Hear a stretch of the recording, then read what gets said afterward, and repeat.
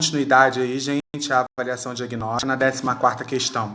Vocês têm que ler esses dois textos aí que falam sobre a consciência ambiental com as crianças, a importância de nós ensinarmos as crianças a preservar o meio ambiente e responder aí na questão 14 qual é a informação comum apresentada nesses textos. Na número 15, no trecho, Clarice minha princesinha, né? Essa expressão no diminutivo, princesinha, indica o quê? Afeto, alegria, desprezo ou ironia, deboche, né? Pensem aí para vocês responderem. Na 16ª questão, vocês têm que ler esse texto sobre o ataque dos tubarões, né? E pergunta aí na 16ª questão qual trecho que apresenta uma opinião, um ponto de vista do autor, né? Sobre o ataque dos tubarões.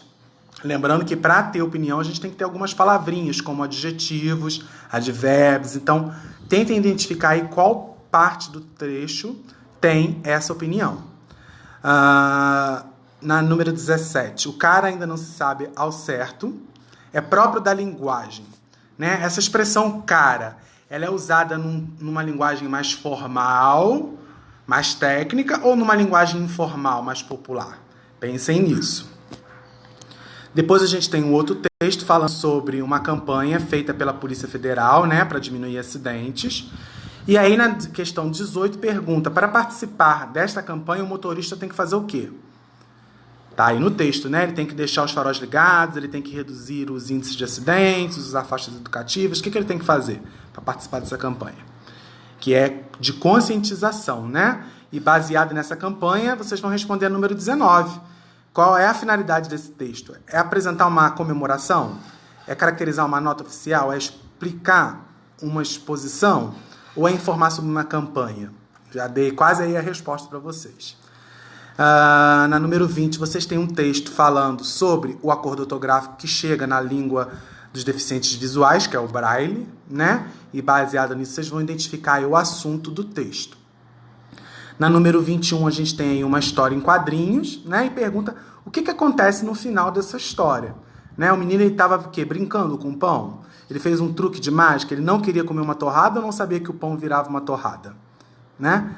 Pensem aí baseado nesse último quadrinho aqui da história. Ok? Depois a gente tem um outro texto, né, bastante engraçado, uma crônica do Fernando Sabino, né? E pergunta na número 22, qual é o conflito gerador, ou seja, aonde começa, né, nessa história, a apresentar um problema para ser resolvido? Né? Qual é o momento que apresenta um conflito? Respondam aí. E a número 23 pergunta, e o barulho recomeçou. Esse verbo recomeçar significa que já se iniciou, parou e voltou a acontecer. Então, o menino aí, no caso, é o quê? Ele é corajoso, ele é educado, ele é irritado ou ele é teimoso, insistente? Aí, na número 24, a gente tem uma história em quadrinhos, né? Que o menino pensa que está sentado no sofá, mas, na verdade, ele está sentado num monstrinho, né? Cheio de pelos. E aí pergunta qual é o humor desse texto, né? Baseado nisso, vocês vão responder. Na número 25, né? Vocês têm um textinho falando sobre o desenho animado, né? E pergunta aí, ó, o uso da exclamação, isso mesmo, o pai da animação é um médico, né? Esse ponto de exclamação aí, gente, indica o quê? Né? Lembrando que não se esperava que um médico criasse os efeitos de animação, então foi um espanto, uma surpresa, né?